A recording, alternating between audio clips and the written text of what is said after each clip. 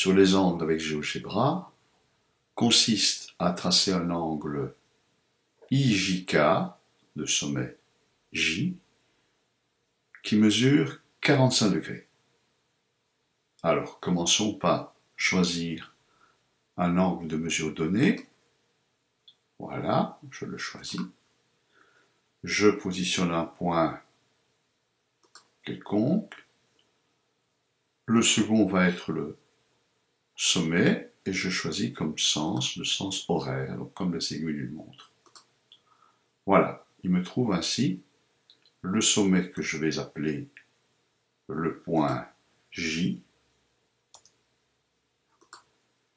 Et à présent, on me demande de placer le côté JI mesurant 5 cm. Donc, je choisis un segment de longueur donnée, ayant pour origine le point J, qui fait 5 cm, et je vais déplacer pour faire coïncider, vous voyez, avec un des deux points. Voilà. Si je bouge, je vais d'abord le faire coïncider avec l'autre, ce sera peut-être plus facile. Voilà.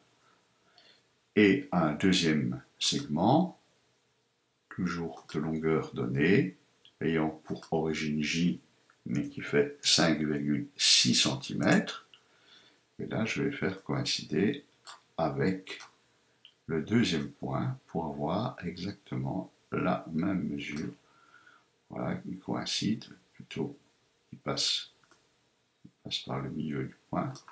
Et ce point-ci, je peux ne plus l'afficher, tandis que celui-ci, je vais l'appeler, je vais le renommer, je vais l'appeler le point, non passé, mais le point K, puisque j'ai fait un angle du haut vers le bas, donc selon le sens horlogique. Et ce point-là, je vais le renommer comme étant le point I. Voilà. Et ainsi, mon angle est tracé.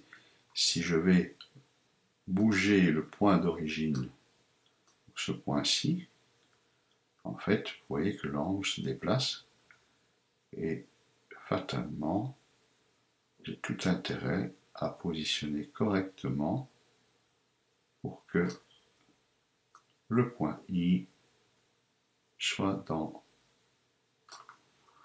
l'axe du point de la droite J. Et ce point-là, bon, on va afficher le deuxième point. Non, c'était pas celui-là que je voulais afficher. Donc, je vais demander d'afficher le point I. Voilà. Voilà le point I. Il est là. Et l'autre, toujours pas I. Celui-là, c'est I aussi. Donc c'est bien gênant. Si je bouge à présent ce point-ci, celui-ci, lui, il n'a plus aucune influence. Ben si, justement, regardez. Si je le bouge, je fais bouger l'angle. Donc, il faut que la mesure de l'angle coïncide avec les deux côtés. Et par conséquent, je m'arrange pour que ce point A, à présent, ne s'affiche plus. Et j'ai l'angle demandé avec son sommet J et les deux segments. Donc, je peux demander la mesure de ce segment. Je vais chercher la mesure.